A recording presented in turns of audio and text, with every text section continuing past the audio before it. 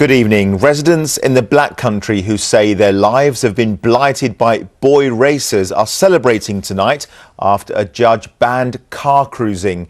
4 councils and West Midlands Police say the injunction that was granted is a long time coming and will hopefully save lives. Joe Davis reports.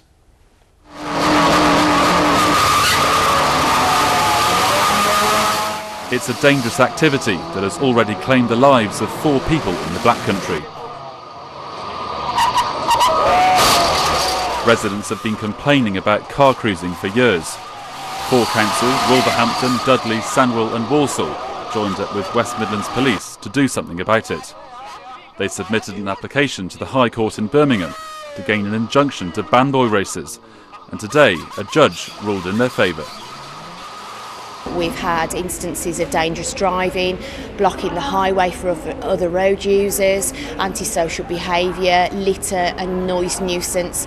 We've also had a number of accidents and some of those have unfortunately been fatal. As well as putting up with the noise, councils say residents felt harassed and intimidated. People were being verbally abused, there was issues with litter, there was a problem with obstruction, and this affected both the local residents and the local businesses as well. You know, in the Black Country we are trying our best to attract businesses, bring new businesses into our areas, and things like this can drive businesses away. Gatherings take place on a regular basis and can attract up to 250 people and spectators. Collisions are common, and the car cruisers put their lives and others at risk. We'll reduce antisocial behaviour, we will increase the public safety to the communities in those local areas. So we've had a lot of local support and hopefully this will achieve our aim. We have a majority of younger people responsible, but it can attract anybody that wishes to come along with their high-powered vehicles and or spectators. The injunction has been granted for 3 years. Anyone caught car cruising in the Black Country could face up to 2 years in jail. Joe Davis, ITV News. A former doctor at Birmingham's Children's Hospital has been jailed for 22 years after admitting abusing 18 boys he was treating in Cambridgeshire. Miles Bradbury worked as a paediatric consultant at Adam Brooks Hospital, where he carried out medical examinations on sick and vulnerable boys. He worked at Birmingham's Children's Hospital from 2004 to 2008. The hospital has now set up a helpline for the 250 young patients treated by Bradbury. Millions of pounds are to be spent upgrading the road network in the West Midlands. The plans include the creation of so-called smart motorways where cars can use the hard shoulder at busy times, and an upgrade to sections of the M42. But campaigners argue more roads simply create more traffic. Callum Watkinson reports. The Deputy Prime Minister's announcement that road building in the UK is moving into the fast lane with £15 billion worth of investment was welcomed today by local businesses. I think it's really great news. I mean, any investment in the transport infrastructure for the region is really to be welcomed, and this is good news. £1.8 billion in our local roads. That's £1.8 billion across the Midlands as a whole, with improvements to the M5 in Worcestershire, the M6 in Staffordshire and the A46 near Coventry. There will also be an upgrade to the junction where the M42 meets the A45 near Birmingham Airport. Junction 6 of the M42 is already pretty busy. The airport is just over there and the NEC is just next door, but it's about to get busier. By 2026, that farmland will be the HS2 Birmingham Interchange Station, and the upgrade to this junction is designed to cope with the extra traffic that will bring. Junction 6 is a key point, so we really welcome that investment. It's all about connectivity, pulling the different transport modes together and keeping the economy running and allowing us to get around the region. But some warn that focusing on large roads creates problems on smaller ones. Others say this is a new announcement of an old policy. The real problem is that the Highways Agency is just concerned about what happens on 2 or 3 motorways and big roads, But all that traffic end up on our local roads, and though they're going to jam up more and more, it's the short-term solution. What we've got to do with these announcements is first of all work out what they mean, because a lot of them seems to be smoke and mirrors.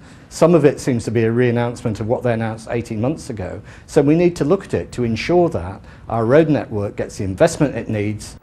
And large road building projects have been announced by ministers in the past, only to be scrapped by the incoming administration. With a general election next May, the government says changes to the law mean these plans will go ahead, regardless of who is in the driving seat next summer. Callum Watkinson, ITV News.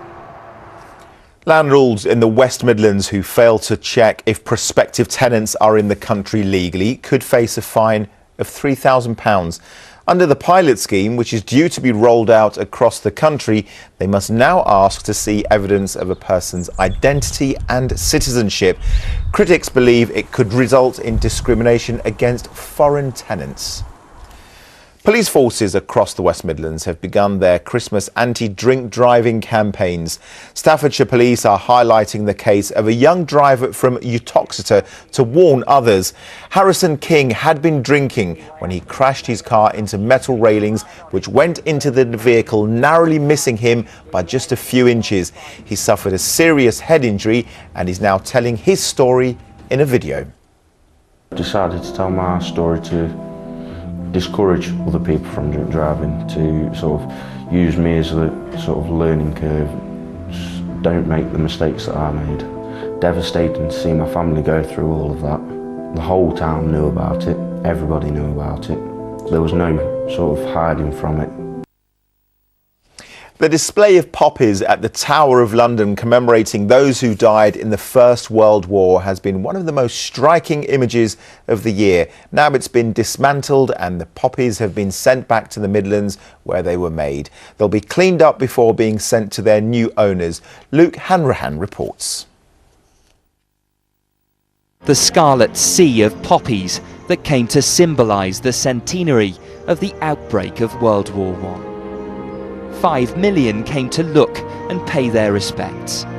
For each one of these ceramic poppies, though, the story continues.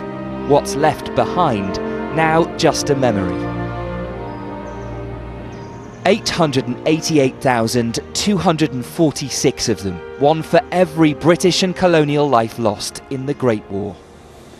Driven directly to this warehouse, a distribution centre in Derbyshire. Quality checked, cleaned, dried, packed, sealed and sent. A factory production line of poppies. Each of these handcrafted poppies is unique, like the individuals they represent. And this is the next stage of their journey, giving new purpose to the lives of these poppies. 21 a minute, 30,000 a day. So many, they've had to stagger the delivery. We've custom built the facility here to enable us to handle the sheer volume, the 900,000 poppies that are going to go through this place. The poppies, each one sold for £25, have raised millions for charity and are now beginning to arrive through letterboxes. But it's quite uplifting in a way, if you know what I mean, to actually see this being done for them. Instead of just, I understand the poppies are important, just your little paper one every year, but this is just a once in a lifetime for me. For everyone who planted, picked and packaged, it's been a privilege. A display which captured the world's attention and which will now live on in homes up and down the country. Luke Hanrahan, ITV News. The agenda is coming up next on ITV. With a look ahead, here's Tom Bradbury.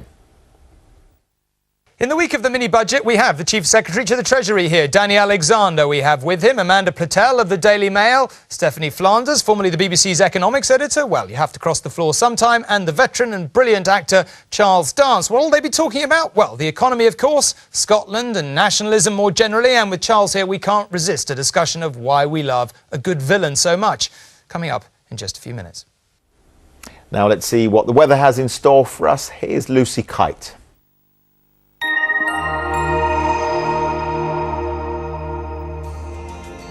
Wishing you a warm winter. Solar PV from Northern Gas Heating sponsors the ITV local weather. Hello, well I hope your week has got off to a good start and the start of December too, and it's cloudy. Staying cloudy as we head through the next few days with bits and pieces of rain, and it's turning cooler as well. This is the rain we're expecting overnight tonight. It's coming in on this cold front. It's going to be fairly light and patchy and will clear through the day tomorrow. So bits and pieces of rain overnight tonight. Temperatures dipping to around 4 or 5 degrees Celsius and the wind picking up too. It stays breezy through the day tomorrow, but that rain will clear through the morning to leave us with some sunny spells and improving picture in the afternoon. Bye for now. Solar PV from Northern Gas Heating sponsors the ITV local weather.